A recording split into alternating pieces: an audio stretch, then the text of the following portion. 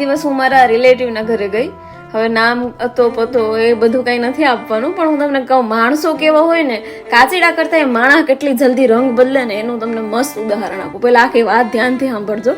એ એક બા હતા એના ઘરમાં, તો અમે બેઠા વાતચીત કરી. મારી સાથે એક બેન હતા અને હું, અમે બે હતા.